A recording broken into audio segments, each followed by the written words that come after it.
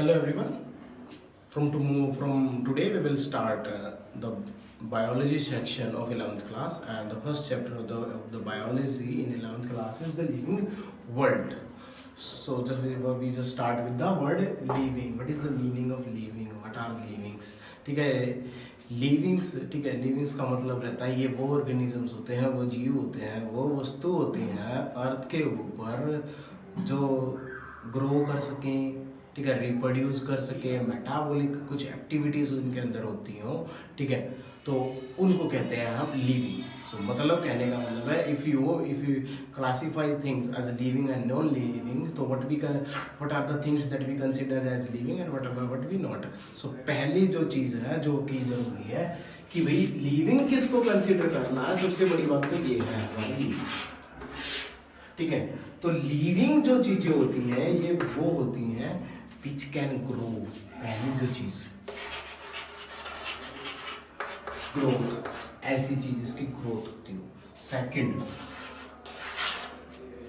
जिसका जो रिप्रोड्यूस कर सके, जो रिप्रोड्यूस कर सके,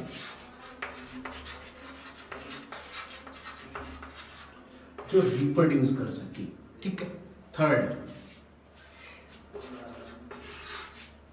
जिसके अंदर कुछ एक मेटाबॉलिक एक्टिविटी होती है, यानी मेटाबॉलिज्म,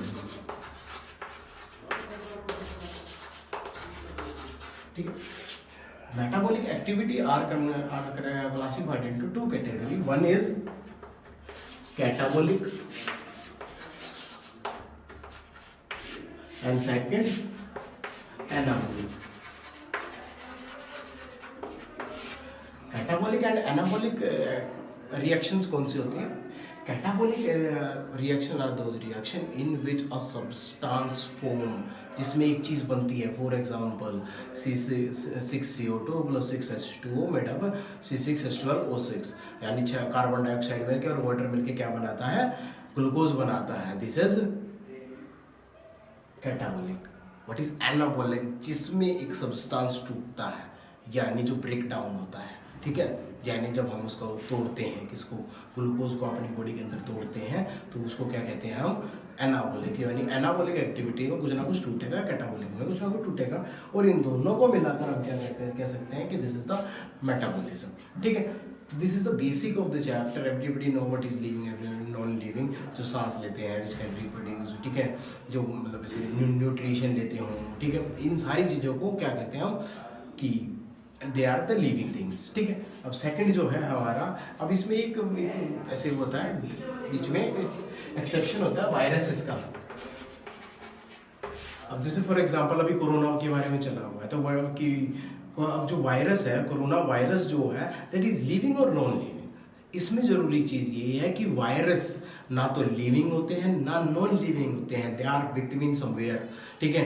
मतलब कहने का ये है कि if the virus is outside of the body, अगर कोई वायरस बॉडी के आउटसाइड है तो वो नॉन लिविंग है, और अगर बॉडी के अंदर है तो वो लिविंग में कंसिडर होता है, ठीक है। तो ये जरूरी चीज है कि वायरस जो होते हैं, और बाहर ऐसा नहीं है कि बाहर वो जन्म जन्मांतर के लिए रहेगा, नहीं, बाहर भी उनका एक टाइम पीरियड होता है कि कुछ टाइम के लिए, इतने टाइम के लिए सर्वाइव कर सकते हैं, ठीक है, कि बाहर अगर बॉडी से बाहर है तो इतने टाइम तक सर्वाइव कर पाएंगे, वरना वो मर जाएंगे अगर उनको कोई बॉडी नहीं मिली, ठीक है, एंटर करने के लिए। तो नॉन लिविंग और लिविंग, ठीक है, they are the two things, ठीक है, वो वैसे डोरमेंट हो जाएंगे अगर बॉडी के बाहर है तो वायरसेस ना तो लिविंग होते हैं ना नॉन लिविंग होते हैं। If they are in the body, inside the body, they are living, and if they are outside of the body, they are non living, ठीक है। तो living are things which can grow, reproduce and do some metabolic activity, they are considered as living, ठीक है। And now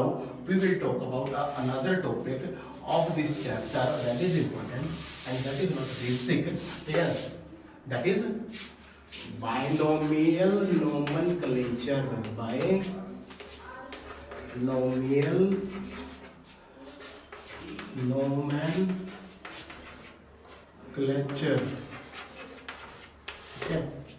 तो binomial nomenclature का मतलब क्या रहता है, अब उसको समझने से पहले हमको एक चीज सीखनी जरूरी है, एंड दैट इज कि इस अर्थ पे एक बहुत बड़ी वैरायटी रहती है लिविंग ऑर्गेनिजम्स उसकी, कि बहुत ज़्यादा बड़ी, ठीक है, यानी एक बहुत large biodiversity reside on earth, ठीक है।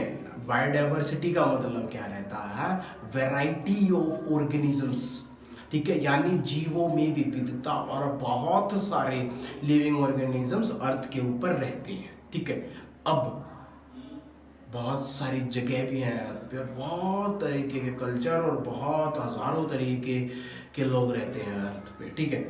अब हर जगह एक ऑर्गेनिज्म को अलग अलग जगह अलग अलग नामों से बुलाया जाता है। जैसे कि फॉर एग्जांपल हम यहाँ पर अपने अपनी जगह पर मैंगो को आम कहते हैं, कोई मैंगो ट्री कहता है, कोई कुछ कहता है, कोई कुछ कहता है, कोई कुछ, ठीक है। और हर जगह पर एक अलग नाम होता है एक चीज़ का। अगर आपको कुछ भी सर्च करोगे या किसी भी दूसरी, इसीलिए तो अलग अलग भाषाएं हैं, अलग अलग भाषाओं में अलग अलग चीज़ को अलग अलग नाम से बोला जाता है, ठीक है। तो इसी वजह से हमको एक बाइनोमियल नोमेनक्लेचर की ज़रूरत थी, जो कि क्या हो, यूनिवर्सल हो। यूनिवर्सल का मतलब है कि हर जगह सेम, कि मान लेते हैं कि अगर फॉर एग्जाम्पल मेरा नाम दिनेश है, अगर मैं चांद पे भी चला जाऊं तो भी मेरा नाम दिनेश ही रहना है, ठीक है। इट्स यूनिवर्सल, ठीक है, समझ रहे हो। ये नहीं है कि भाई मुझे अमेरिका में जाऊंगा तो कुछ और नाम से बुलाएंगे या कुछ और नाम से बुलाएंगे, तो ऐसा नहीं है। एक ऐसा नाम जो यूनिवर्सल हो, ठीक है। तो हमको एक ऐसे नामों की जरूरत है इतने सारे लिविंग ऑर्गेनिजम्स के लिए, ताकि हम उनको स्टडी बेटर कर पाए, ठीक है।